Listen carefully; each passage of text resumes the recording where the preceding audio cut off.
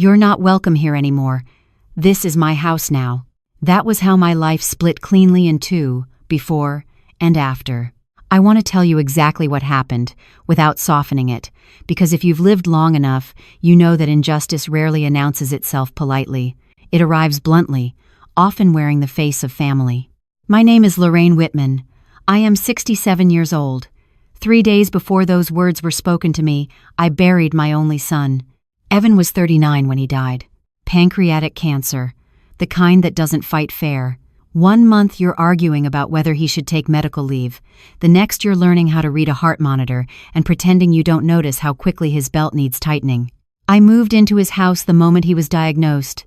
I slept on a narrow cot in the guest room, the one Nicole insisted was temporary, even as weeks turned into months.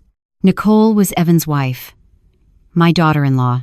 The woman standing in front of me now, holding a check like a dismissal notice, was the same woman who had once cried into my shoulder at their wedding, whispering, "I'm so lucky to be joining this family." But she wasn't crying now. She was smiling, no, smirking like a cat who had already licked the cream and hidden the evidence. I stood there, stunned, the words echoing through my chest like a sudden gust of wind slamming a door shut inside me. I blinked, hoping I had misunderstood. "Nicole, what are you saying?" I asked, my voice dry. She folded her arms, cocked her head, and gave a laugh short, mocking. "I'm saying, I planned for this. Evan didn't know half the things he signed, and I made sure of that. I'm not stupid, Lorraine. I made sure everything would be in my name." Her words hit me like ice water. I took a step back. My breath caught. "You planned for this?" I repeated, unable to believe my ears. "You knew he was dying and—" "Don't act surprised," she snapped. "You think I married Evan for his good looks? I did what I had to do. I was stuck in a dying marriage, and now I'm free with $70 million to prove it." I swallowed hard. My knees trembled.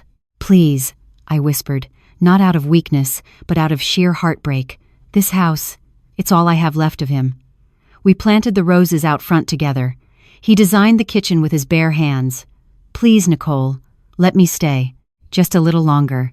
For a brief second, I thought I saw a flicker of hesitation in her eyes, but it vanished. "You pathetic old woman," she spat, suddenly furious, always clinging to the past, like that makes you important. "Evan's gone, and so is your place in this family." Her voice rose as she stepped closer. "You always looked down on me, always made me feel like a gold digger. Well, guess what? I won. And you're nothing now. Just a freeloading hag waiting to die." And it was just posited. She shoved the check against my chest again, this time harder. "Take your charity and leave." I didn't move. I couldn't. My legs were rooted to the floor. My hand clutched to the frame of the doorway behind me for balance. That was when she raised her arm, not to hit, but to push. Hard. I stumbled backward. My heel caught on the edge of the rug, and I fell. Not fast. Not dramatically, just heavily, like something solid crumpling under the weight of disbelief. I landed on my side. Breath knocked out of me, eyes wide as the ceiling spun. Nicole looked down at me, her face twisted in disdain. "I should have done that months ago," she muttered, then turned her back and walked away. I pushed myself up slowly, my palms stinging from the fall. My body trembled not from pain, but from something deeper. A realization. A breaking. I picked up the check, still fluttering slightly from where it had fallen near my purse. $100,000. That was what my years of love, care, and sacrifice were worth to her. I folded it once, carefully, then I slipped it into my purse. I didn't say another word. What more was there to say? I walked down the steps, out the front door of the house Evan built, literally and figuratively. I didn't look back. I drove to Diane's house because there was nowhere else to go. She didn't ask questions when she opened the door. She just took my bag, pulled me into a hug, and said, "Stay as long as you need." That night, after the house went quiet, I sat on the edge of the bed in her guest room and finally opened the leather folder Evan had given me. Inside were documents, trust structures, signatures, dates, words like contingency and conditional authority. And on the last page, in my son's handwriting, a single sentence written in blue ink: "If she pushes you out, Mom, let her. The structure needs pressure to reveal its strength." I closed the folder and rested my hands on it, feeling the weight of it settle into my lap. Nicole thought she had won because she was loud, decisive, and legally correct on the surface. She thought inheritance was the same thing as control. What she didn't understand, what Evan had understood perfectly, was that some things are built to withstand impact, and some people mistake silence for surrender. That was the night I stopped being homeless in my heart, and the night she began walking toward a problem she didn't yet know how to survive. If this story touched you, tap like and tell us where you're watching from. You might not be the only one in your city listening right now. Diane's guest room smelled like lavender and clean cotton sheets. The bed was soft, too soft compared to the stiff cot I had slept on for nearly 6 months at Evan's. Still, I didn't sleep. My body was still buzzing, not from the fall Nicole gave me, but from the truth behind it. It wasn't just a shove. It was a message: you don't matter anymore. The morning sunlight filtered through the lace curtains, softening the edges of the world. I sat at the edge of the bed, my back straight, hands clasped over my knees like I was back in church. I had barely touched the sweet tea Diane left on the nightstand. Down the hall, I could hear her in the kitchen pots clinking, radio humming low with gospel music. I recognized the voice: Mahalia Jackson. Trouble of the world. Fitting. I finally rose, took the folder from my purse, and walked out to the kitchen, where Diane was stirring grits on the stove and frying something that smelled like bacon and onions. I said softly. You're trying to heal me with food.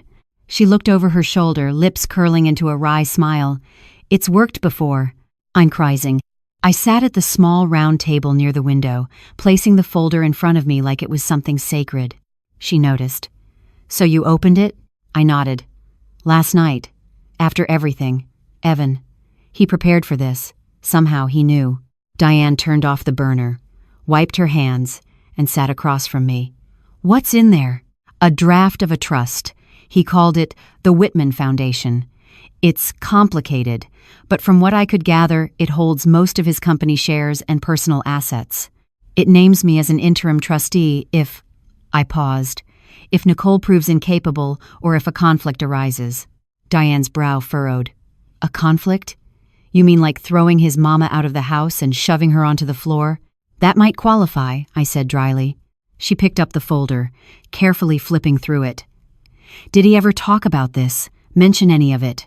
Not directly, he said. If she ever showed her claws, I'd know what to do. Diane leaned back, exhaling. Lord have mercy. That boy knew. He must have seen it coming. I think he loved her, I said, staring out the window. Right to the end. But he also knew who she really was. I let the silence hang for a moment before adding, she was already planning while he was still fighting for his life. That's what breaks me. Diane reached out and gently squeezed my hand. And yet, you didn't slap her upside the head like I would have. I smiled. Just barely. I promised him I wouldn't fight like that, he said. Play the long game. That's what he called it. Well, baby, she said. You're gonna need more than patience now. You're gonna need a lawyer. I sighed. She's got them in her pocket, slick, high-priced, all charm and teeth. But you've got truth, Diane said firmly. And your boy left you more than memories. He left you a plan. The rest of the day passed slowly. I ate Diane's breakfast and later helped her water the potted plants out back. Every now and then, she'd mutter something like, that heifer done messed with the wrong mother, and I'd pretend not to laugh. That evening, we sat on the porch with glasses of iced tea and watched the neighborhood kids ride their bikes past her house. It reminded me of the years when Evan was young, riding his blue bike down our old street, knees always scraped, pockets full of rocks and bottle caps. I missed him with a physical ache. Not just his voice or his hugs. I missed having someone in the world who saw me, who really saw me. That kind of bond doesn't come twice. You know, Diane said, we should look into the legal side of that trust, quietly, just in case. I nodded. I don't want to take anything from Nicole. I don't even want revenge. I just want to protect what Evan built. You want justice, she said. I thought about that. No, I replied softly. I want peace. But if I have to walk through justice to get there, so be it. It's problem places. That night, I sat by the window in the guest room, folder open on my lap, a yellow notepad beside me. I started writing down everything I remembered. The conversations with Evan, the way Nicole behaved during his final weeks, the hospital visits she skipped, the day she started calling his assistant more than she called his doctor. A pattern was forming. And patterns are like seams in a dress. Tug the right thread, and everything unravels. Before I turned in for the night, I called one person I hadn't spoken to in months, Jared, Evan's best friend, and his company's former head of operations. He had disappeared quietly after the funeral. I left a voicemail. "Jared, it's Lorraine. I think Evan left me something. Something important. If you know anything, please call me back." I didn't sleep easy, but I slept. And when I woke, there was a new message on my phone. Jared's voice, rough and low. "Lorraine, we need to talk. She's already making moves, and Evan didn't want her to have it all." I met Jared at a small diner off Ponce de Leon, the kind with cracked leather booths and waitresses who called you sugar without blinking. It was the kind of place Evan used to take me on his birthday mornings before he had money, before his suits cost more than my monthly pension. He liked the eggs runny and the hash browns burnt, and he always asked for 2 extra sides of butter for good luck. Every won him. Jared was already seated when I walked in. Same worn baseball cap, same tired eyes. He looked older than his 42 years. Grief does that to a man. "Lorraine," he said, standing to hug me. "You holding up?" I nodded, and we sat.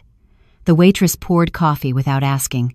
I wrapped my fingers around the warm mug, grateful for the heat. "I got your message," he began, his voice low. "And I'm glad you called, because she's moving fast." "You mean Nicole?" He gave a humorless laugh. "Yeah, she's been firing people left and right. Legal team, accounting, PR, anyone who ever looked at Evan twice. Last week, she restructured the board.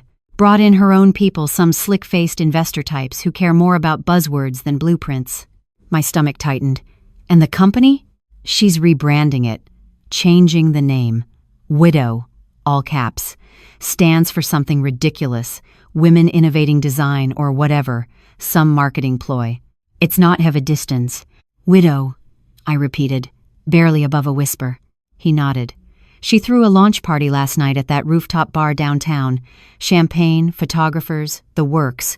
Wore black sequins like she was going to a fashion funeral." I closed my eyes briefly. Evan hated spectacle. He once postponed an entire launch because the ribbon-cutting ceremony felt too showy. "She doesn't care about his work," I said. "She's turning his legacy into a product." 25. "She's making it about herself," Jared said bitterly, acting like she built everything, like Evan was just the funding. He pulled a flash drive from his jacket pocket and slid it across the table. "These are copies of internal memos Evan sent me. Some of them reference you. There's also a voice memo he recorded a week before he passed." I stared at it. Something about its smallness made my throat catch. Just a sliver of metal and plastic, but inside his voice, his thoughts. "Did he tell you about the trust?" I asked. Jared hesitated. "Not directly, but he made comments, coded stuff. Said things like, 'If it ever falls apart, Mom will know what to do.'" My chest tightened. I think he left everything. Carefully, quietly. He wanted to give Nicole the chance to do the right thing, but he also knew she wouldn't. Jared leaned in. "Lorraine, you can stop her, but you'll need more than a moral compass. You'll need evidence. You'll need someone who knows where the wires are buried." "Do you?" I asked. He nodded. "Most of them, and the ones I don't, I can find." We sat in silence for a few moments.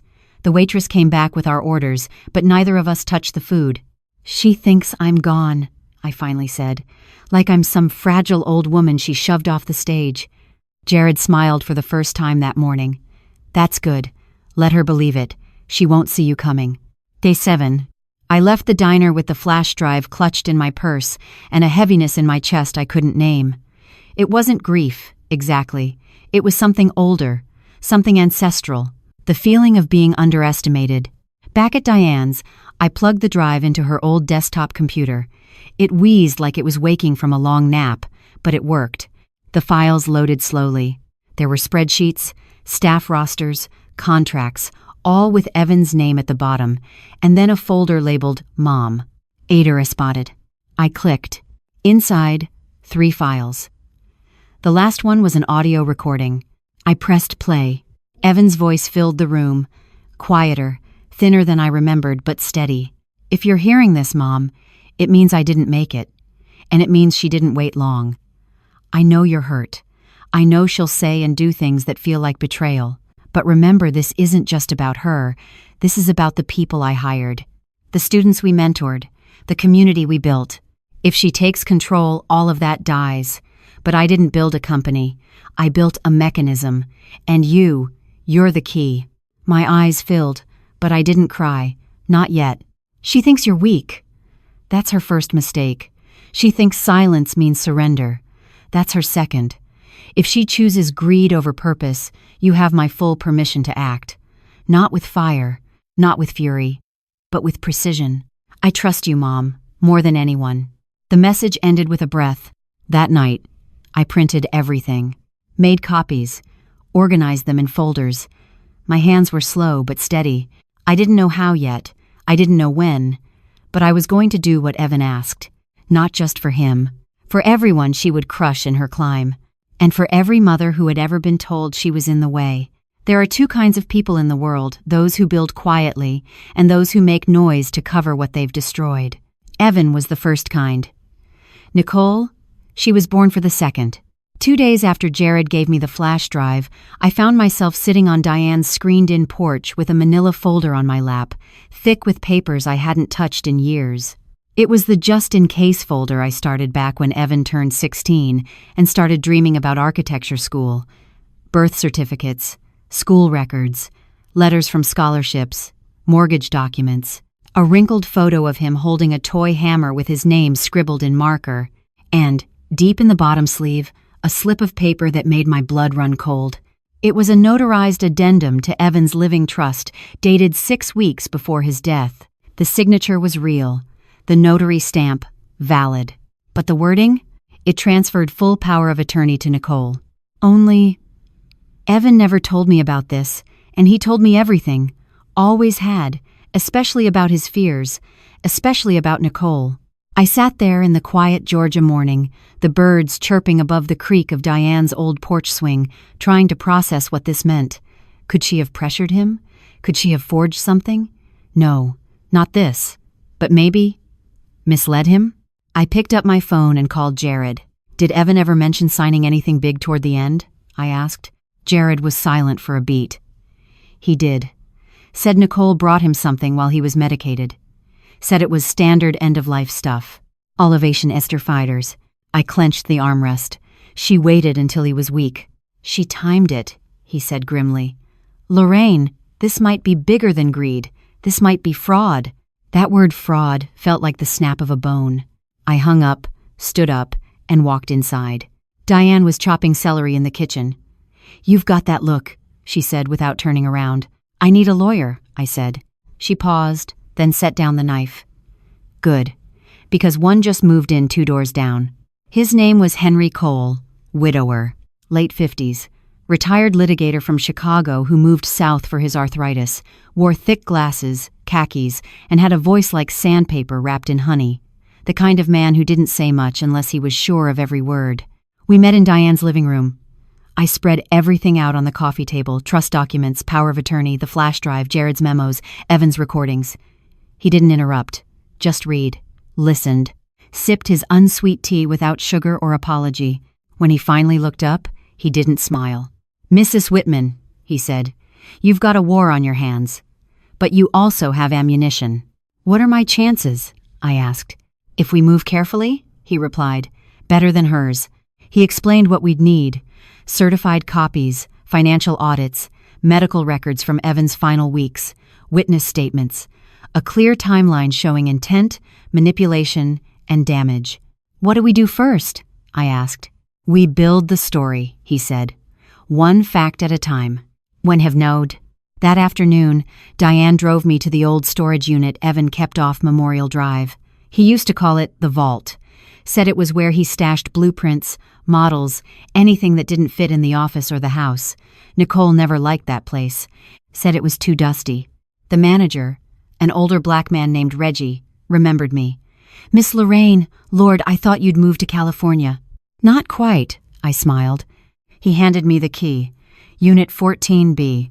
Inside, It smelled of sawdust and time, cardboard boxes stacked high, rolls of blueprints, plastic tubs labeled Concept, Fall 14, and Client Rejected, Evan's handwriting. But in the back corner, beneath a folded tarp and a broken lamp, was a locked metal case. A safe. Jared had mentioned it once, joking that Evan had a Fort Knox for ideas. He said the code was the year you started teaching him multiplication tables. I stared at the dial. 1908. Click. Inside. Hard drives. A leather notebook. More signed trust documents, these older, less manipulated, and a thick envelope marked Mom. I didn't open it there. I waited until we were back at Diane's, at the kitchen table, same spot I had sat the day after Nicole shoved me out of my son's home.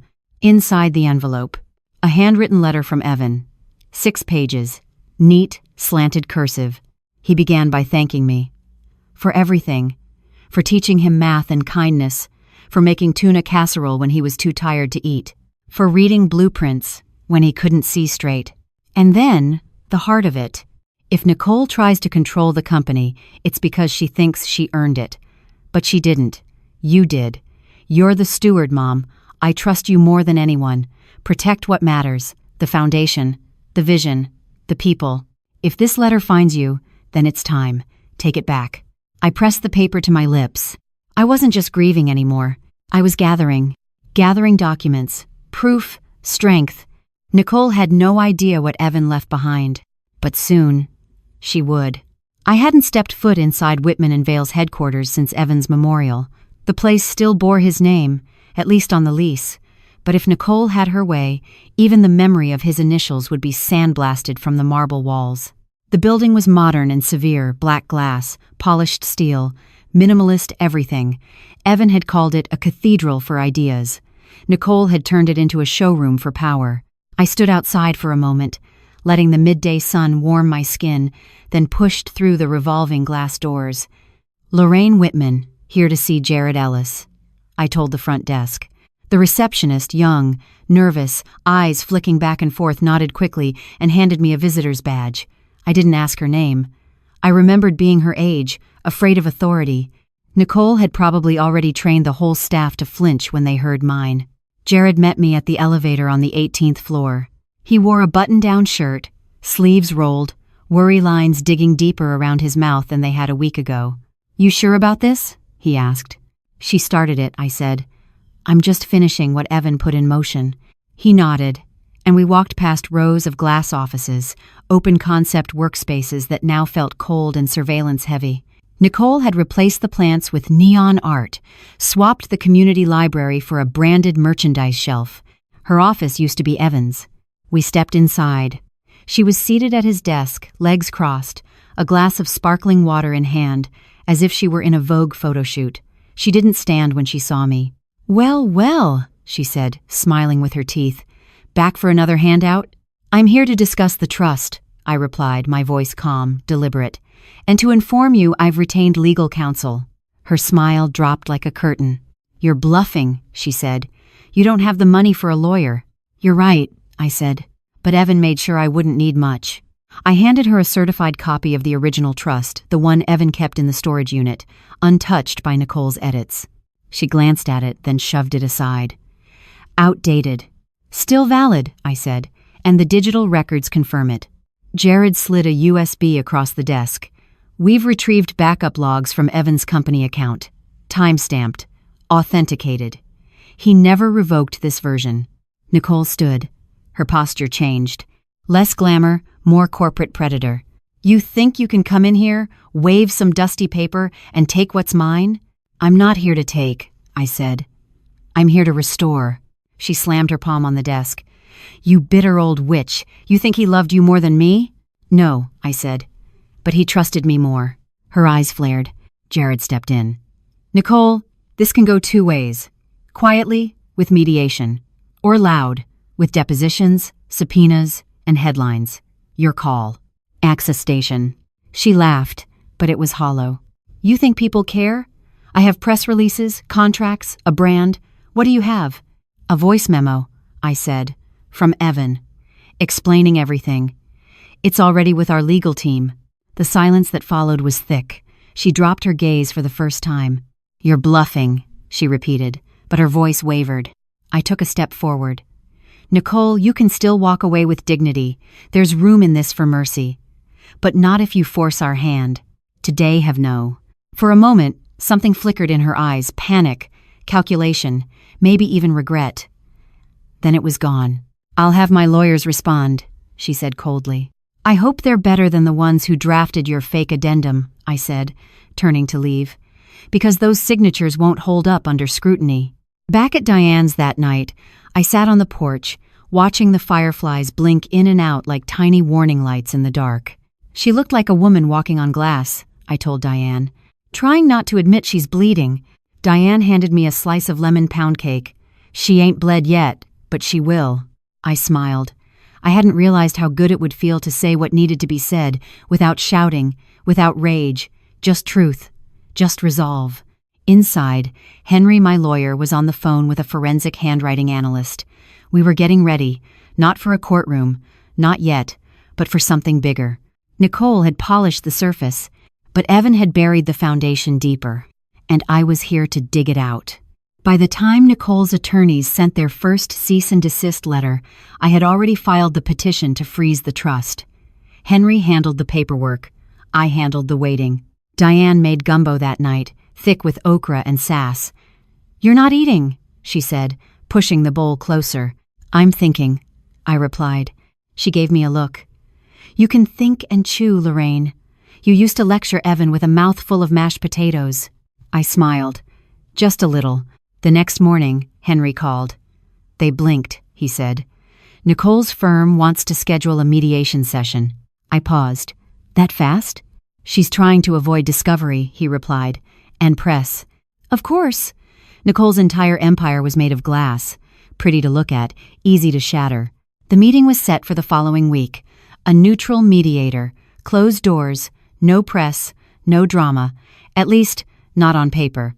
But the storm was already brewing. That night, I received an email from an anonymous account. A single photo attachment. No subject. No message. I opened it and froze. Nicole, laughing at a rooftop party, champagne in hand, draped over a man who wasn't Evan. Timestamp. 3 weeks before Evan died. I printed it, placed it in a folder labeled Red Flags, and went to bed without turning on the lamp. The morning of the mediation, I dressed in navy slacks, a cream blouse, and Evan's old watch, the one with the cracked face and faded leather band. He used to say it helped him stay grounded in meetings. At the law office downtown, I met Henry in the lobby. His briefcase looked heavier than usual. "You ready?" he asked. "As I'll ever be," I replied. Nicole arrived 5 minutes late. Hair sleek, heels sharp, face unreadable. She didn't look at me. The mediator, a tall woman with silver streaks in her bun, welcomed us into a sleek conference room lined with frosted glass. "I hope we can resolve this today," the mediator began. "Let's remember the goal, preservation of assets and relationships." Nicole snorted. "The only thing that needs preserving is my time." Henry didn't rise to it. "We're here to discuss the original intent of the trust." Nicole waved a manicured hand, which was updated. "Legally." I slid a printed copy of Evan's memo across the table. He disagreed. Her eyes flicked to it, but she didn't touch it. The mediator read it quietly. Her eyebrows lifted slightly. "Do you have the audio version?" she asked. Henry handed over a thumb drive. Nicole shifted in her seat. "I'd like to make something clear," she said. "Evan was medicated, emotional, probably confused." I leaned forward. "That's funny. He was clear enough to record that, and to give specific instructions to his closest confidant, Jared." Nicole's lip curled. "Of course Jared's involved. He always hated me. Jared wasn't there, but his affidavit was. So were the time-stamped emails. The archived versions of the trust, the digital trail Nicole had underestimated. And then, Henry pulled out the photo. Nicole went still. The mediator studied it carefully. "This was during the illness?" "Yes," I said, "while he was in hospice." Nicole's voice trembled. "This has nothing to do with the company." "No," I said, "but it shows intent, character, pattern." The mediator looked at Nicole. Do you have documentation to support your claim that Mr. Whitman revoked the trust and transferred full control to you? Nicole swallowed. I have a signed document. Yes, Henry said. A suspiciously timed document with a notary who can no longer be located, and whose signature doesn't match their official stamp registry. Silence. Then Nicole stood. This is a farce. The mediator raised her voice slightly. Mrs. Whitman, please. But Nicole was already storming out. I didn't move. Henry exhaled. She's going to retaliate. End quote. I know, I said. We left quietly. No victory laps. Just resolve. Back at Diane's, I poured 2 glasses of lemonade and sat on the porch. She cracked, I said.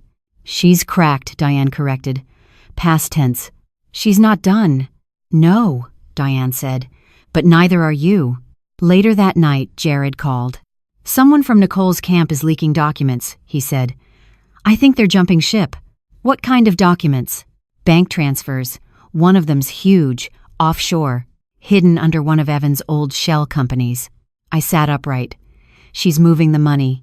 She's trying to drain the foundation before it's frozen. I nodded slowly. Then we need to move faster. Jared paused. You sure you're up for this? I've never been more sure. Nicole thought silence was surrender, but silence was just the sound before the reckoning. By dawn, we had a plan. Not a perfect one, but good enough to squeeze her.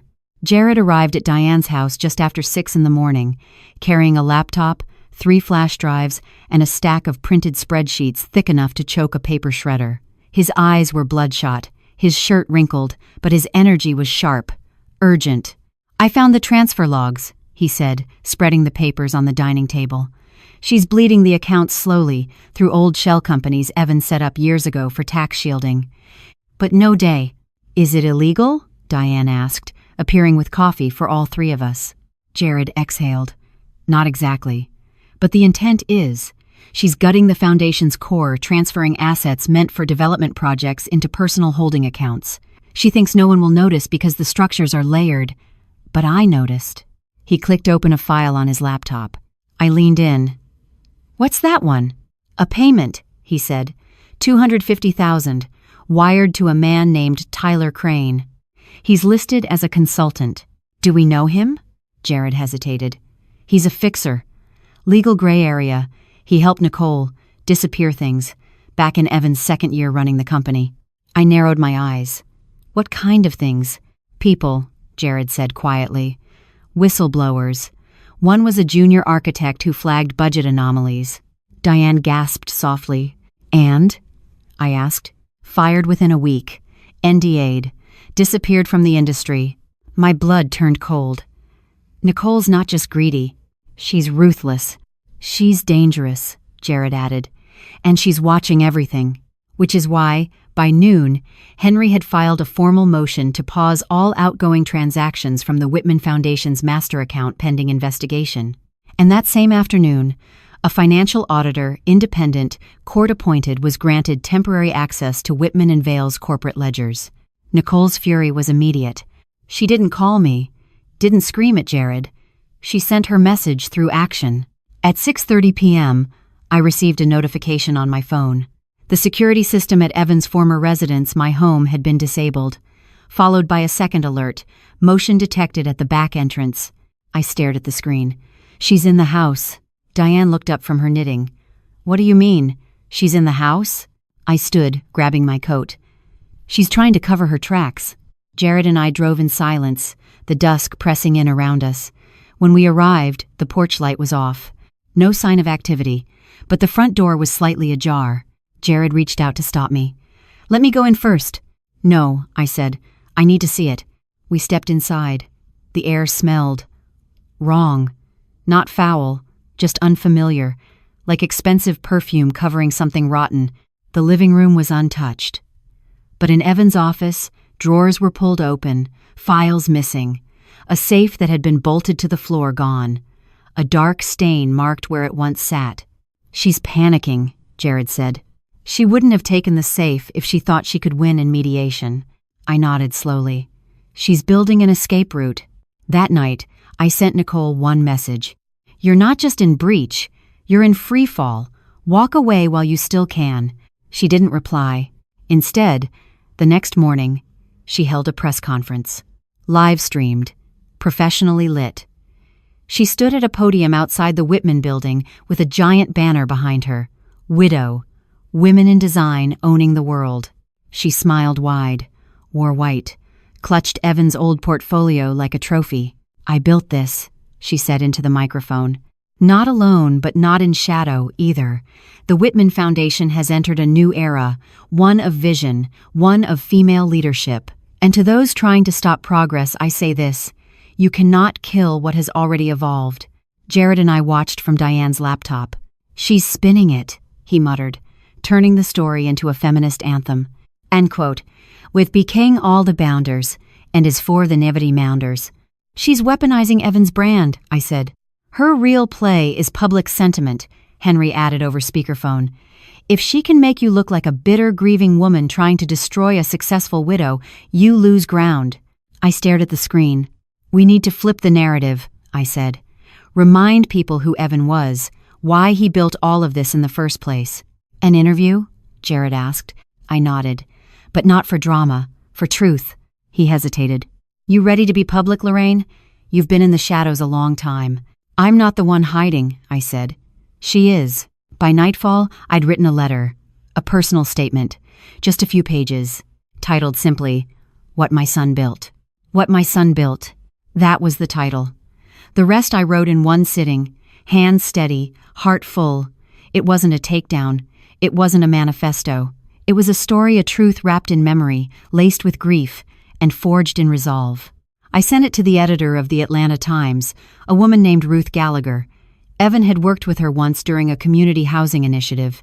I didn't expect a response right away, but I got one within an hour.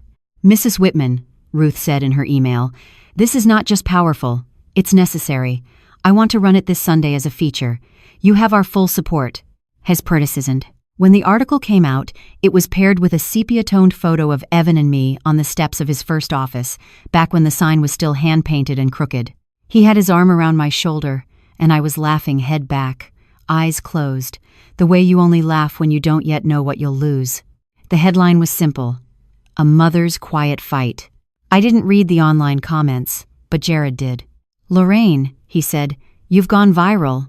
Is that good or bad?" He grinned. "Very good. People are sharing it. Architects, mothers, even industry watchdogs. They're reposting Evan's quotes, talking about ethical legacy." The letter wasn't just a message to Nicole, it was a wake-up call to the world Evan had cared about. In the letter, I wrote, "My son believed in building with intention, not just structures, but lives, communities. He believed power wasn't something you seized, it was something entrusted. And now the trust he built is under threat from someone who never saw the blueprint of his heart." Nicole couldn't ignore it. 2 days later, she filed an emergency injunction claiming defamation and emotional sabotage. But it was too late. The court ruled that all Whitman Foundation accounts be frozen pending full forensic audit. She couldn't touch a cent until every file was reviewed. Henry smiled when he told me, "You shook the board." Really. Nicole didn't appear in public for nearly a week. No live streams, no posts, silence. Until she resurfaced with a new tactic. She called a private meeting. Just me and her, neutral ground. A cafe in Buckhead she knew I liked back when we were still pretending to be family. I didn't tell Jared. Didn't bring Henry. I needed to see her up close, alone. She was already seated when I arrived. Black dress, sunglasses, no jewelry. Her hands were perfectly still on the table. "You win," she said, before I even sat down. I studied her face. It looked thinner, tired. "I'm not here to win," I said. "I'm here to finish what Evan started," she scoffed. "Do you think any of this brings him back?" "No," I said, "but it keeps his name from being twisted into something unrecognizable." She leaned back. "I didn't ask to fall in love with him, Lorraine. I didn't ask to lose him. But you did ask for control," I said. "And you took it with both hands even while he was dying." She went quiet. Then, softer, "He wrote you a letter, didn't he?" I nodded. She stared down at her coffee. "He wrote me one too." I waited. "It wasn't kind," she said, "but it was honest. said I could still make things right, that the world would remember how I finished, not how I started. She looked up. "What do you want, Lorraine? Really?" I thought about it. Then I answered, "I want the foundation back under the name he gave it. I want your new board dissolved. I want Jared reinstated. I want the employees you fired rehired with full back pay. And I want you to walk away. Quietly." She was silent. "You do that," I said, "and I won't pursue fraud charges or press criminal intent for the money you've already moved offshore." Nicole took a slow breath. Then she smiled, not her usual smirk, but something bitter and human. "You're a dangerous woman." "No," I said. "I'm a mother." And then I stood and left. Outside, the air felt cleaner.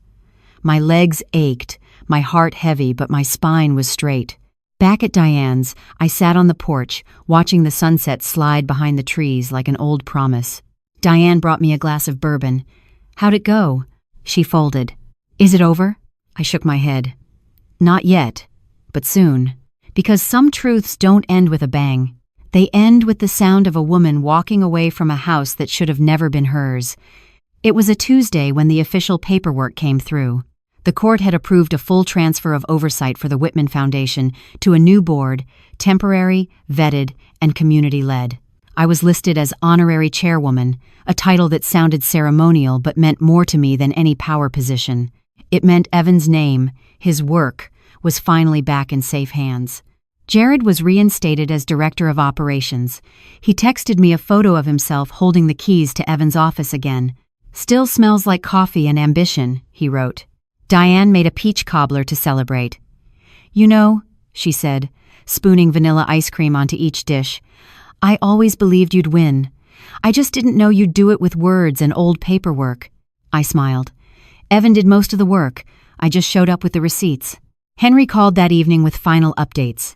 Nicole had signed a non-disclosure agreement as part of her exit. She relinquished her claim to the foundation's assets in exchange for immunity from prosecution. Her accounts were being monitored. The offshore transfers were reversed. The media had backed off. She disappeared from the public eye. Some said she left for Europe. Others claimed she was seen in California, trying to pitch a wellness startup. I didn't care. She was out of our story now. But closure, I learned, wasn't a sharp line. A week after the settlement, I returned to Evan's house, alone. Jared had offered to go with me, so had Diane, but I needed to do this part myself. The house had been untouched since Nicole's hasty departure. The marble foyer was silent. The walls still bore the same framed renderings Evan had sketched in his 20s. I walked through slowly, my heels echoing on the tile. In the den, the couch still had the indent where Evan used to nap on Sunday afternoons. In the kitchen, the pantry still had his favorite hot sauce and the box of herbal tea he never finished. Upstairs, I paused outside his bedroom. The door was ajar. Inside, sunlight streamed through the curtains, catching on dust motes like glitter. The bed was made. His reading glasses rested on the nightstand beside a worn copy of Invisible Cities. And there, tucked inside the pages, was a note. Not sealed, not hidden, just waiting. "Mom, if you find this, it means I didn't get to say goodbye the way I wanted, so let me say this. I love you. Not just because you raised me, but because you never stopped showing up, even when I was difficult. Even when I thought I knew more than you. I know you'll carry this weight for me. I'm sorry for that, but I also know no one else could. Keep building. E." I sat on the bed, holding the note to my chest. I didn't cry. I had cried enough for a lifetime. Instead, I closed my eyes and let the silence hold me. Later, I walked into what used to be the guest bedroom, my room during Evan's final weeks. There, on the dresser, was something I hadn't noticed before. A small model, hand-carved, one of Evan's prototypes. It was a house, simple, sturdy, beautiful in its symmetry. On the base, he'd written one word in pencil: home. I took it with me when I left. Back at Diane's, I placed it on her mantel, next to the photo of her late husband and the ceramic angel her granddaughter made in Bible school. "You're keeping it here?" she asked. "For now," I said, "until I find the next place to build." She nodded. "You always were the builder, even before Evan. A few days later, I was invited to speak at a design ethics symposium at the local university. They wanted me to share Evan's story and mine. I wore a navy blazer, slacks, and his watch. The lecture hall was full. Students, faculty, journalists in the back row. I walked to the podium and took a breath. "I'm not an architect," I began, "but I understand structures. Not just the kind made of steel and stone, but the kind built on trust, on love, on intention. My son, Evan Whitman, understood that too. And when those structures were threatened, I did what mothers do. I protected them." There was silence, the good kind. And then I spoke not as a victim, not as a fighter, but as a witness, a mother, a woman who had been underestimated and displaced, and who had found her place again. After the symposium, something changed. Not in me, I'd already crossed the threshold of transformation, but in how others saw me. I was no longer just Evan's mother. I was Lorraine, Whitman speaker, advisor, guest of honor. Universities reached out for interviews. Community groups invited me to sit on boards. Even a podcast that usually featured politicians asked me to tell my story. But the only one I agreed to at first was an architecture student group at Georgia State. They'd read Evan's early papers and wanted to create a scholarship in his name. They called it the Whitman Intent, a grant for students who showed not just technical skill but ethical clarity in their design proposals. I was honored, but I was also cautious. "We're not building monuments," I told the student committee. "We're building responsibility." They nodded. They understood. Evan would have liked them. Later that week, I met Jared for lunch near the old industrial district that Evan once dreamed of turning into mixed-income housing. We sat on a bench near a warehouse now covered in murals. "He'd be proud of you," Jared said. "I hope so." He handed me a manila envelope. "This is the last of it, records from the foundation Nicole didn't manage to destroy." Inside were thank you letters, photos from scholarship recipients, event programs with Evan's handwriting in the margins.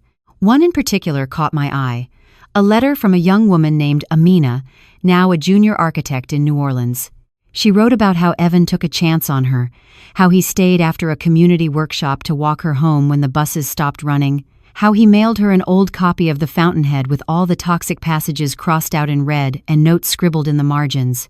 "Ambition without empathy is architecture without foundation." I folded the letter carefully. "He left so much good behind," I said. "That's why we keep going," Jared replied. "Because he built the scaffolding. We're just adding the walls." Not long after, Diane convinced me to attend a small fundraiser for an affordable housing project Evan had sketched years ago but never secured funding for. A modest community center, multi-purpose classrooms, outdoor spaces for kids. The blueprints had sat in a file for a decade. But now, with the foundation back in ethical hands, we were going to build it. The fundraiser was held in a converted church with stained glass windows and folding chairs. Nothing fancy, just real people, real stories. I stood at the podium with Evan's original design beside me. "We live in a world that often values what shines," I said. "But Evan taught me that true value lives in shadows, in places that don't make headlines. He didn't build to impress. He built to house, to heal, to hold. Let's honor him by doing the same." They called it the Whitman Center for Restoration. Donations poured in, small bills, big checks.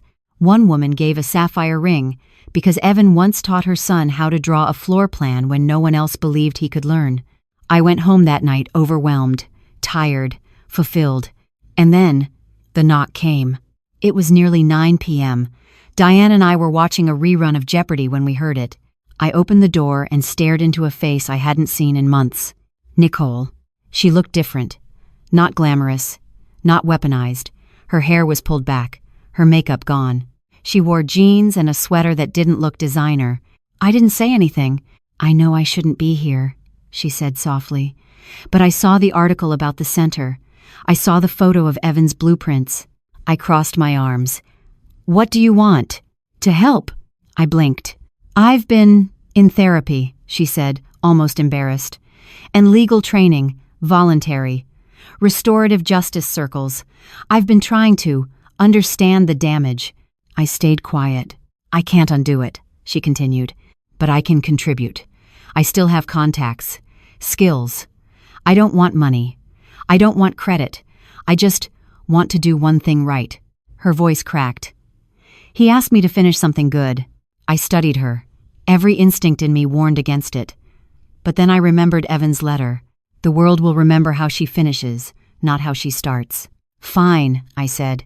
"You don't speak for him, you don't lead, but you can follow." She nodded, tears on her cheeks. "Thank you. Just braze." Later, Diane turned to me and whispered, "You sure about that?" "No," I said, "but I'm sure about me." Forgiveness wasn't for Nicole. It was for Evan, for the foundation he laid in people, in purpose, and for the mother who finally understood that legacy isn't what we build. It's what we leave standing. Nicole kept her word. She showed up to every planning meeting, always early, always quiet. She didn't ask for a seat at the front. She didn't ask for her name to be printed on the donor plaque. She just worked. At first, people were cautious around her, rightfully so. Jared didn't trust her at all. Diane called her the fox in the henhouse, but I asked them both to give it time. "People can change," I told Diane over coffee one morning. She raised an eyebrow. "So can snakes. They just shed their skin and keep slithering." I laughed, but her words stayed with me. I didn't trust Nicole, not fully, but I did trust process, boundaries, and time. Nicole helped coordinate vendors for the Whitman Center. She used her connections in the design world to source sustainable materials at discounted rates. She negotiated with a stubborn city inspector who had delayed permits for months. When one of the community leaders fell ill, she stepped in to organize volunteer shifts for weekend landscaping. But she never tried to take credit. Not once. One afternoon, as we were reviewing final site maps, Nicole turned to me and said, "He always said you were the only person who could see through my ambition." I nodded slowly. He wasn't wrong. She smiled faintly. "I used to think power meant taking up space. Now I think it means making room." It wasn't redemption, but it was something close. That week, we broke ground. The ceremony was small, just a few community members, project partners, and Evan's old team. Jared gave a short speech, voice shaking slightly when he thanked Evan for dreaming long before the money caught up. Then they handed me a golden shovel. I stepped forward, heels sinking slightly in the soft dirt, and pressed the blade into the earth. One scoop, one beginning. Afterward, a boy no older than 10 walked up to me, his mother behind him. He held a crumpled drawing stick, figures and buildings, drawn in bright crayon. "I'm gonna be like your son," he said shyly. I crouched to meet his eyes. "Then I'll expect great things." He beamed. His mother mouthed, "Thank you," behind him. Later that night, I sat on Diane's porch with a glass of iced tea and Evan's watch ticking softly on my wrist. The wind carried the faint scent of pine and dust, new beginnings wrapped in old roots. "You okay?" Diane asked. "I'm tired," I said, "but the good kind." She smiled. "That's the best kind." A few days later, Ruth Gallagher from the Atlanta Times called again. She wanted to do a follow-up piece. Not about Nicole, not about the legal battle, but about what comes after. "We've told the story of justice," she said. "Now let's tell the story of legacy." I agreed. When the article ran, it was titled "From Grief to Groundbreaking." The photo was of me, hard hat on, laughing with a group of children holding shovels. In the background, the early framework of the Whitman Center taking shape. The article focused on healing, on rebuilding, on what it means to fight, not out of rage, but out of love. It closed with my quote, "This center isn't just Evan's legacy. It's proof that what's broken can be rebuilt if you're willing to stay and dig." Nicole read the article. I know because she sent me a one-line email that night. "Thank you for letting me dig too." Jared, for all his skepticism, had started to warm up. Not to Nicole, he still triple-checked everything she touched, but to the idea that healing was possible. "She's different," he admitted one evening while reviewing invoices. "Not a saint, but not the same woman who pushed you out of your own home." "No," I agreed. "That woman's gone. We still had work to do. The building wasn't finished, the fundraising wasn't complete, and grief doesn't end. It just settles in, like a familiar ache on cold mornings. But for the first time in a long time, I felt whole. Not because justice had been served, but because Evan's heart still had a home. A few weeks later, I visited his grave. I brought fresh gardenias, his favorite. I knelt, brushed the leaves away from the headstone, and whispered, "It's happening, baby. It's really happening." The wind rustled through the trees, and for a moment, I could swear I heard his voice. "Keep building, Mom." Construction on the Whitman Center moved faster than expected. The framework rose like bones against the skyline, each beam, each bolt, a piece of Evan's dream being stitched into reality. Community volunteers showed up every weekend, armed with tool belts, lunch coolers, and folding chairs. Someone brought an old radio that played gospel in the mornings and Motown in the afternoons. It wasn't just a project anymore. It was a movement. People came to the site not just to work, but to remember. Stories spilled from lips like prayer, how Evan had designed free wheelchair ramps for small churches, how he volunteered at food drives in neighborhoods he'd later redesign. Someone found a mural he'd helped paint as a teenager, still faint on a brick wall in downtown Atlanta. A boy in a hard hat holding up a crumbling building, his feet firmly planted on the word hope. Nicole, true to her word, stayed behind the scenes. She coordinated schedules, filled in spreadsheets, and on more than one occasion brought fresh coffee for the team. No cameras, no speeches, just quiet labor. Still, not everyone had forgiven her. One day, while handing out flyers for the center's community opening, a woman snapped, "Don't think we've forgotten who you are." Nicole nodded. "I hope you remember what I do now, too." That evening, Nicole asked me if she should keep going or step away. I stirred my tea slowly before answering, "That's not my choice. It's yours. But if you're asking whether your presence still matters, I think it does. Actions speak." She gave a small smile. "I've been listening more than I speak these days." "You should. You're still learning." She nodded. Every day. One afternoon, I walked through the nearly completed Whitman Center alone. The main hall was flooded with light tall windows Evan had designed to let the sun pour in naturally, warming the space without artificial glare. The multi-purpose classrooms were painted in earth tones, calm and grounding. One corner room was reserved as a quiet space for parents. Evan had insisted on that. "Rest builds resilience," he once told me. In the center of the lobby, there stood a wooden bench carved with the words, "To build is to believe in tomorrow." I ran my hand across the smooth surface, feeling the grain of the wood like a pulse. It was real. That night, I visited Diane, who was knitting on the porch with a cat asleep at her feet. "It's almost done," I said. She looked up, squinting at me. "And what'll you do when it is?" I hesitated. "I've been thinking about that. You gonna go back to your old house?" I shook my head. "No, that house isn't mine anymore. I'm not the woman who lived there." She smiled. "Then what are you?" I took a breath. "A woman who knows how to begin again." A week before the grand opening, I received a call from Ruth Gallagher. "We want to run a final piece," she said, "something to close the loop." I agreed on one condition. "I want to include Evan's original letter," I said, "the one he left in his book." She was silent for a moment. Then, "That's powerful. Are you sure?" "Yes, it deserves to be heard." The article ran 2 days later. "A House for Tomorrow. The Whitman Legacy." It quoted Evan's words, "I know you'll carry this weight for me. I'm sorry for that, but I also know no one else could. Keep building." Readers responded in waves. Letters, emails, donations. One man wrote to say he'd left his job in finance to teach shop class. Another woman sent a check with the note, "My father was displaced by redevelopment. Evan's story made me feel seen." On the morning of the grand opening, I stood in front of the crowd gathered outside the finished Whitman Center. The ribbon was blue, Evan's favorite color, and the scissors were engraved with the words, "Community, Compassion, Continuity." Nicole stood beside me, silent. Diane held my hand. Jared gave a short, emotional speech. Then it was my turn. I stepped to the podium, heart steady. "We built this together," I said. "Not just from steel and stone, but from pain, perseverance, and love.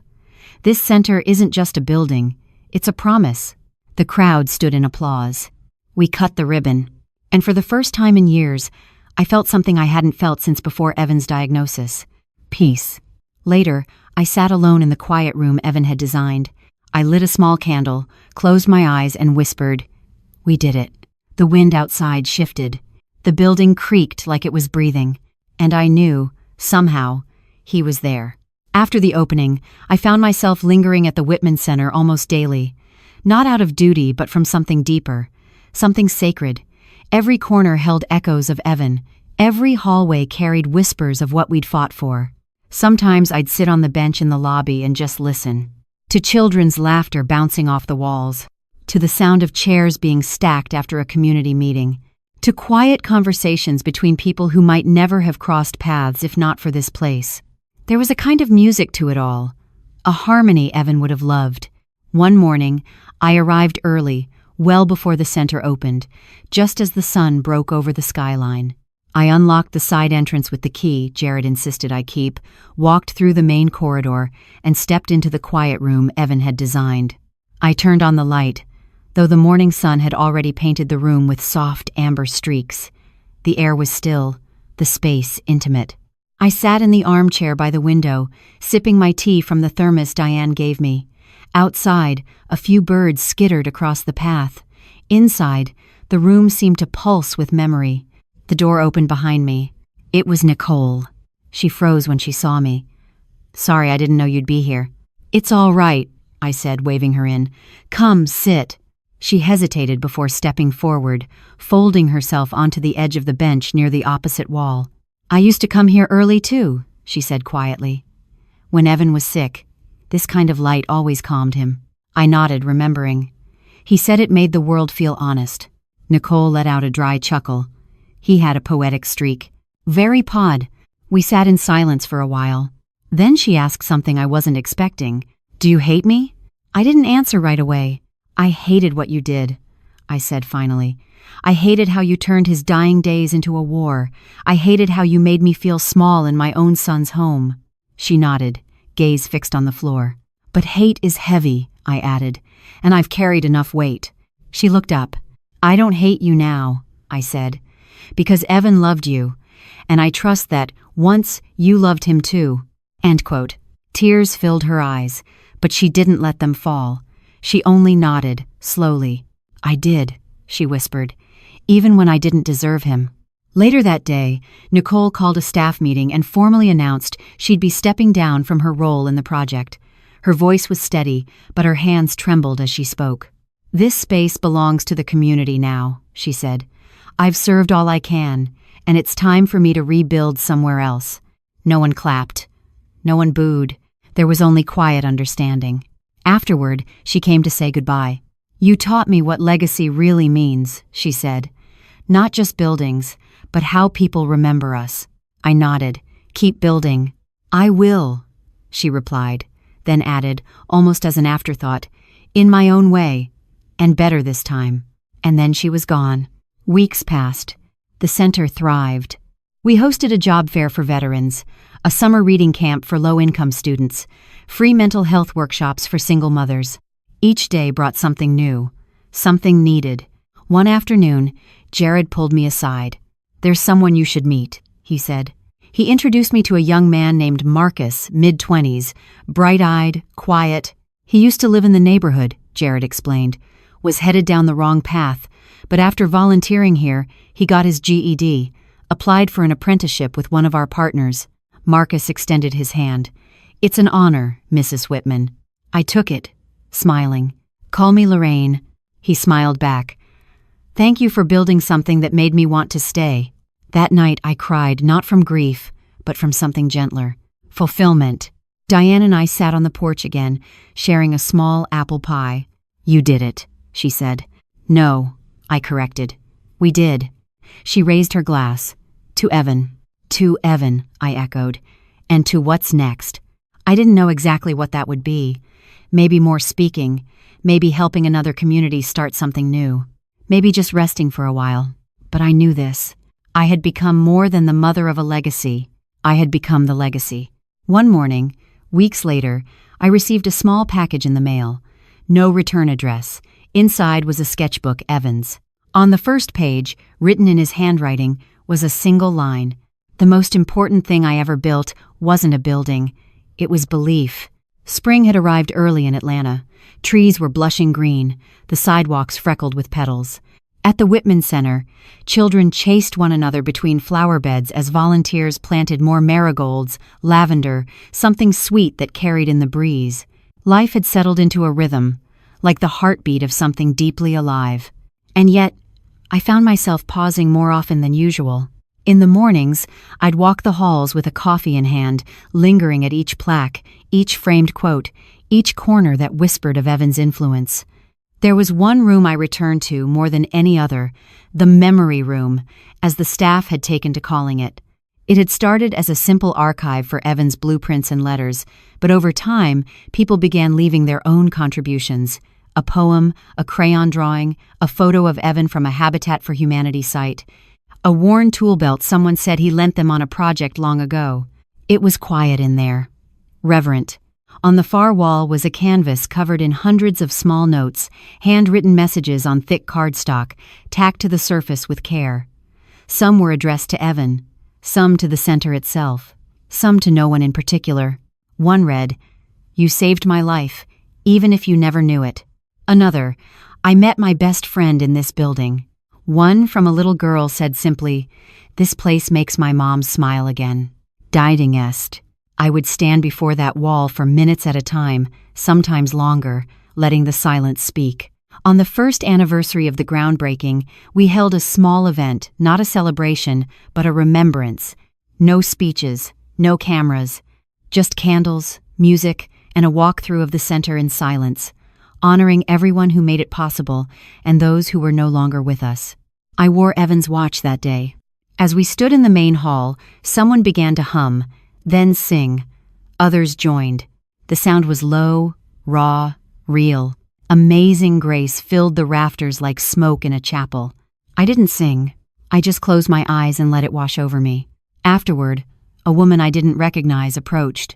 She was maybe in her 60s, her gray hair pulled into a bun, her eyes kind but sharp.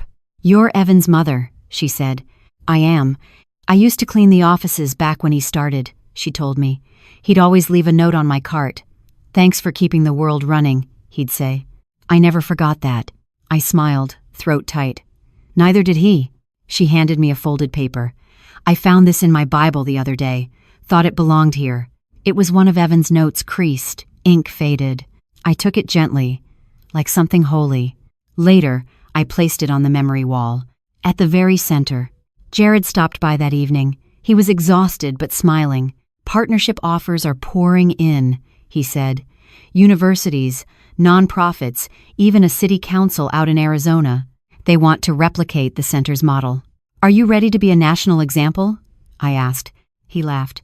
"Only if you're coming with me." "I'm too old to be jetting around the country," I said, though part of me wondered if I really was. He sobered. "You know, I couldn't have done this without you." "I didn't do this," I replied. "We did," he nodded. "You think Evan would be proud?" I looked around at the light streaming through the windows, at the mural on the back wall of the community room, Evan's silhouette holding a blueprint above a skyline of hopeful shapes. I know he would. The next morning, I woke before dawn and walked the short path to the center. The city was still sleeping. Inside, I unlocked the memory room, flicked on the light, and sat. For a long while, I just sat. Then I picked up a pen from the box on the table and wrote a card of my own. I pinned it to the wall. It read, "To my son, you built more than buildings. You built bridges between people, across time, through pain. And in doing so, you gave me a second life. I carry you in every step I take, every word I speak, every brick I lay, in your name. Love. Mom." When I stepped outside, the sun had risen soft and golden. It lit the center from behind like a halo, and for the first time in a long time, I didn't feel haunted by the past. I felt held by it. Spring gave way to summer, and the Whitman Center bloomed with more than flowers. The rooms pulsed with life, art classes, job training, grief support groups, book clubs full of women who reminded me of myself, women who had lost something, or someone, or themselves. It was in one of those groups that I found something unexpected. Companionship. Her name was Claudia, a retired nurse, widowed, tall and elegant in the way Southern women carry time like pearls. She led a writing circle every Thursday for women over 50. I'd peeked in once, curious. She'd seen me hovering and waved me inside. "Everyone's got a story," she said. "You just need the right room to tell it in." The writing group became a quiet sanctuary for me. Not because I didn't have my own story already on paper, but because listening to others reminded me of the thousands of ways women survive. There was Sheila, whose husband left her after 40 years. Marjorie, who lost a son to opioids and wrote poems like love letters to a ghost. And then there was me writing not to survive, but to remember. One Thursday, Claudia asked us to write about a room that changed us. I knew mine instantly, the bedroom where I held Evan's hand as he slipped away.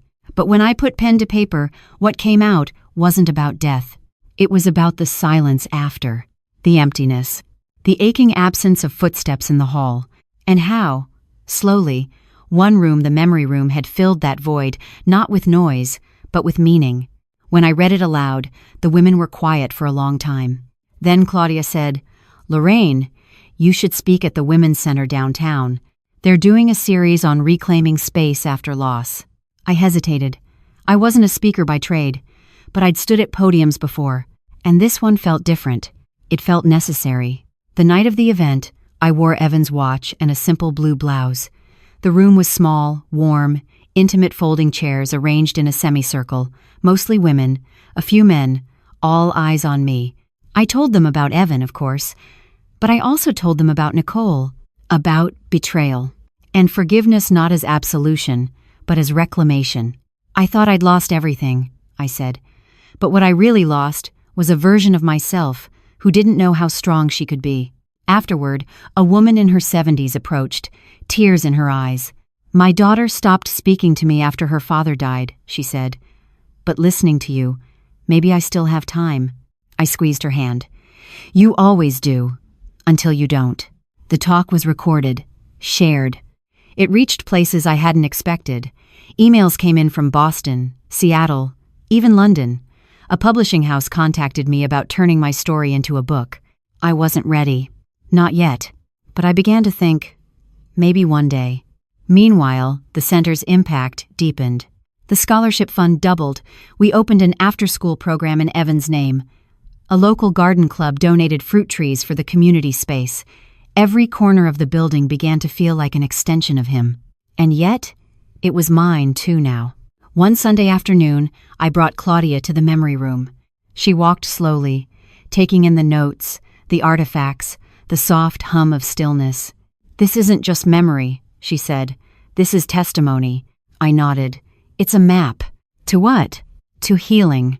She pulled out a notebook. "Then let's mark it down. You never know who'll need to follow the trail." That night, I sat on the porch with Diane. "She's got me writing again," I said. Diane chuckled. "You never stopped." I smiled. Not really. A warm breeze swept through the trees. Somewhere nearby, wind chimes tinkled. "You ever think about leaving?" Diane asked suddenly. "Leaving?" "Atlanta. Starting over. Someplace new.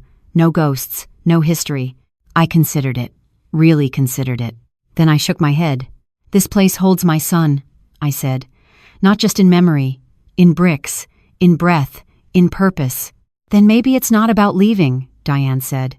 "Maybe it's about staying and becoming." I thought about that long after she went to bed.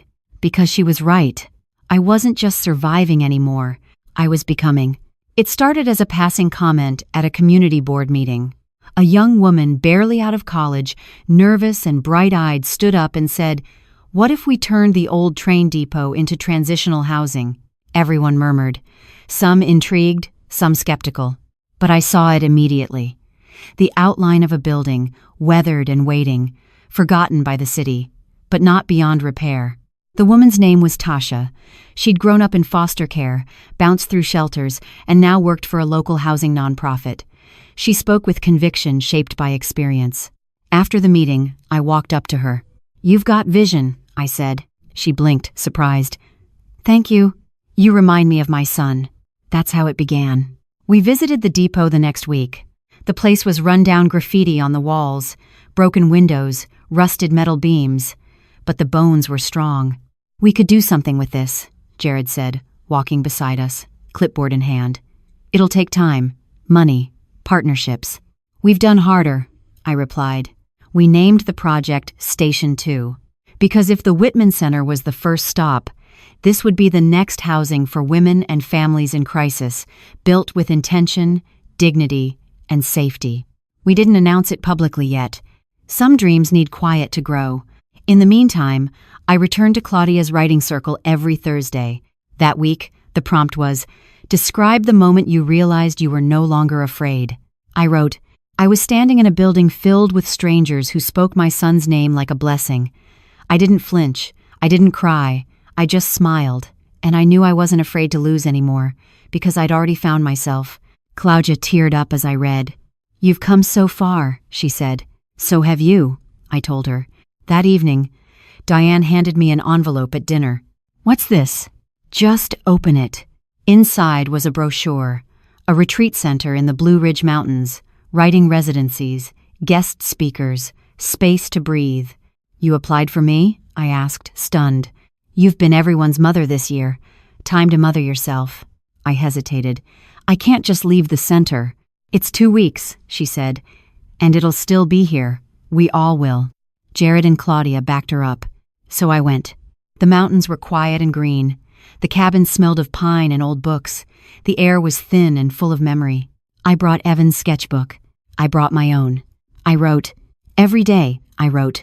About grief, about rebuilding, about the tension between justice and mercy, about motherhood, the kind that births children, and the kind that births hope. One morning, I woke before dawn and climbed to the overlook. The sky was a soft bruise of purple and pink. I pulled out a fresh page and wrote, "I am no longer only what I've lost. I am what I've built, what I've nurtured, what I've dared to imagine. I am still becoming." When I returned to Atlanta, the center welcomed me like home. A new mural had been added in the community room, dozens of handprints forming a tree, each one signed with a name. At the base was a plaque. "Legacy grows here." I found my handprint in blue, Evan's in gold, Nicole's in soft gray, unlabeled, but unmistakable. I touched it gently, then walked to my office. Yes, I had one now. A small corner space with a window and a wall of shelves for donated books. A note was waiting on the desk. From Tasha. "Thank you for believing in second stations." Later, Jared joined me for lunch on the rooftop garden. "You good?" he asked. "I'm more than good," I said. "I'm ready." "For what?" "For the next foundation." He grinned. "Then let's get to work." The sun was high overhead. The city buzzed below. And somewhere, beneath it all, I felt Evan smiling. Because even in absence, his presence was permanent. Station 2 was unlike anything we'd built before. Where the Whitman Center was polished and public, this space was quiet, intentional, meant not to impress but to hold. It would house up to 12 women and their children, offer case management, mental health services, job placement, and, more importantly, time. Time to breathe. Time to begin again. We broke ground on a gray morning in late September. Tasha wore a hard hat too big for her head, beaming like she'd just been handed the moon. Jared stood beside her, guiding her through the press photos, his usual sarcasm softened by pride. I stood in the background. Not because I wasn't proud, but because this wasn't mine. This was hers. Still, when Tasha asked me to say a few words before the shovels hit the dirt, I didn't refuse. I walked to the mic, took a breath, and said, "When we built the Whitman Center, I thought that was the end of something. A way to close a chapter. But this isn't an ending. This is proof that when we make room for one story, we create space for dozens more. Station 2 isn't just a shelter, it's a beginning again." The applause was soft, sincere. Tasha cried. I did too. That afternoon, Diane brought over lemon bars and a bottle of sweet tea. We sat on my porch, our feet propped on an old cooler, the air thick with the smell of rain. "You've built a damn empire," she said, biting into her third bar. I laughed. "One brick at a time. You ever think about writing it all down?" "I already do." "No," she said. "I mean for real. A book. Something for the next woman going through hell." I sipped my tea. "Would anyone care?" "Lorraine," she said, leveling me with that look only old friends can get away with. "The whole city cares. The country cares. You've lived something people need to hear." That night, I opened Evan's sketchbook. On the last page, I wrote, "Not all foundations are made of concrete. Some are made of story. And then I opened a new notebook. The first page read, Chapter 1. The day she pushed me out. Writing a memoir wasn't about revenge. It wasn't even about Nicole. It was about legacy. Telling the truth, not just for Evan, but for every woman who'd been overlooked, underestimated, or betrayed. I wrote slowly, carefully. Some nights the words came like waves. Other nights, I stared at the page, aching. But I kept going. Meanwhile, Station 2 rose from the bones of the old depot. The rusted beams were replaced with clean lines, wide windows, soft lighting. The playroom was painted in sunflower yellow. The therapy rooms were lined with art made by local school children. When the first residents arrived, Tasha and I stood by the gate. A woman named Corinne stepped out of the van, her son clutching her hand. She looked exhausted, haunted, but grateful. Tasha offered her a folder and a key. Corinne took it, looked at me. "Are you?" "I'm just someone who understands," I said. She nodded. That was enough. Weeks passed. The memoir draft grew thicker. Claudia became my unofficial editor, offering notes over chai lattes and laughter. She was ruthless but fair. Diane read every chapter out loud, as if testing how it would sound on a radio. "This isn't just your story," she said once. "It's a hymn." I sent the first 3 chapters to Ruth Gallagher at the Atlanta Times. She called the next day. "Lorraine, this is beautiful, real, painful, necessary." She passed it to an agent she trusted. 2 weeks later, I had a book deal. I didn't celebrate. I lit a candle in the memory room and whispered, "We're still building, baby." I think that will. By winter, the book had a title, Foundations, What We Build After the Fall. A photo of the Whitman Center's main hallway graced the cover light pouring through tall windows, a small boy's silhouette in the distance. It would be released in the spring. Jared started organizing a citywide launch. Tasha planned a community reading series. Nicole sent flowers. No note. And me? I went back to the beginning, to the bench outside the center, to the silence, to the truth, because becoming never ends, and neither does the work. The book launch took place on the first clear Saturday of spring. The trees on Peachtree Street had just begun to bloom, soft pinks and whites fluttering like applause in the wind. We held the event at the Whitman Center, not in the main hall, but outside, beneath the canopy of the garden Evan once designed on the back patio. Rows of chairs filled quickly. Community members, families, volunteers, city officials, journalists. Women from Claudia's writing circle sat in the front row, dressed in their Sunday best. Tasha wore a navy jumpsuit and the widest smile I'd ever seen. Diane sat beside me on stage, her cane polished, her curls set. When it was time, Jared stepped up to the mic. "It's not often," he said, "that a building becomes a movement, or that a mother becomes a legacy. But Lorraine Whitman is both." The crowd stood and clapped, long and loud. I took the mic, heart steady, voice clear. "I thought I was done speaking publicly after Evan died," I began. "I thought my story ended the day he left this world. But grief, as I've learned, is not an ending. It's a door. And when you walk through it, when you keep walking, you find something remarkable, the capacity to build again." I read an excerpt from the first chapter of Foundations, the one that began with Nicole at the door, the suitcase in my hand, the fall that changed everything. When I finished, there was no applause at first, just silence. And then, slowly, hands came together, one by one. I looked up and caught sight of Nicole. She stood at the very back, near the fence, not trying to be seen. But I saw her. She nodded, and I nodded back. After the event, people lined up to have their books signed. Some cried, some simply thanked me. One woman said, "Your book gave me the courage to leave a man who made me feel invisible. If you creases the never David." Another whispered, "My son was like Evan. Thank you for making him live again." That night, after the chairs had been folded and the garden swept clean, I stayed behind. Alone, I walked through the center slowly, my hand brushing the walls, the artwork, the carved bench in the lobby. Then I entered the memory room. It was fuller now, brimming with new notes, new memories, new voices. In the center was a new display. A simple brass plaque mounted beneath Evan's childhood, drawing the one with the hard hat and the word, Hope. The plaque read, This is the house Evan built. Not with hammers, not with nails, but with courage, with love, with vision. May everyone who enters here remember, it's never too late to begin again. I sat on the floor, knees tucked beneath me, and let the weight of the journey settle. From betrayal to rebuilding, from silence to voice, from being erased to being known. Outside, the wind stirred the trees. Inside, I whispered the final words of the book under my breath. I was never just the mother of a son. I was a builder. And what I built, what we built, was a home for every woman who has ever stood in the ruins of her own life and dared to lay one brick down anyway. Then I stood and walked out into the warm night, because the work would go on, and so would I. This story is a powerful reminder that healing doesn't come from revenge, it comes from rebuilding. Lorraine's journey shows us that even after betrayal, loss, and injustice, we still have the power to create something meaningful. It's never too late to begin again. Whether it's reclaiming your voice, building community, or simply choosing compassion over resentment, every step forward is a foundation for someone else to stand on.